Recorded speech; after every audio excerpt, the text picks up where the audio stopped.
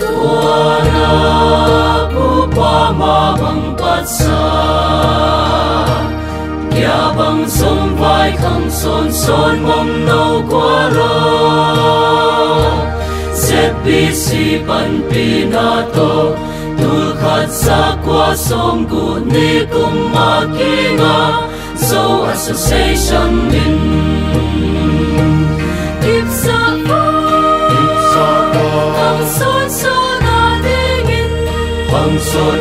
natingin Ang son natingin Setbisi panpinato Tulkat sa kwasong guni kumakinga So association min Suaka gibang kahinahi Sesu manoin ng lumbang kang belhi Untuk tuy bang atuni Tua kamuhun wang te kamuhun ni So association min Kipsapa Ang son natingin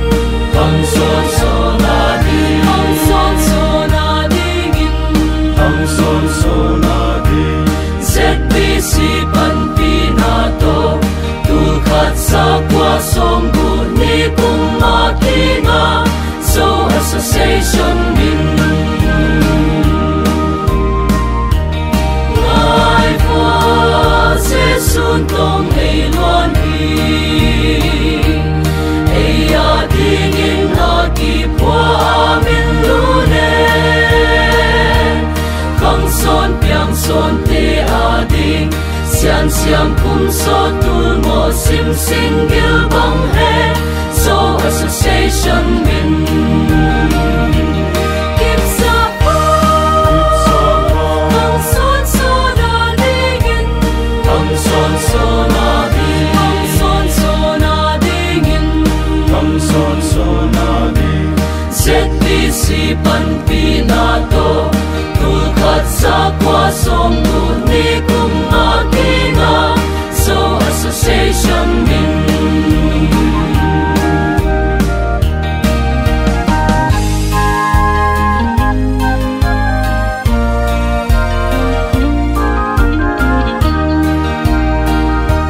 Siyan ang lumday sa tambuating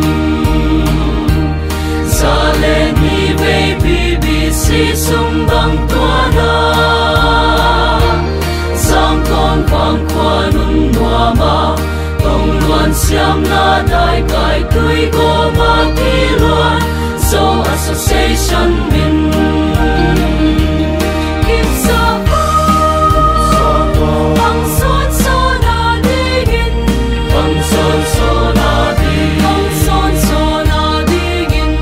Ang son natingin Setbisi panpinato Tulkat sa kwasong guni kumakinga So association min Kipsapa Ang son natingin Ang son natingin Ang son natingin Setbisi panpinato Tulkat sa kwasong guni kumakinga So association min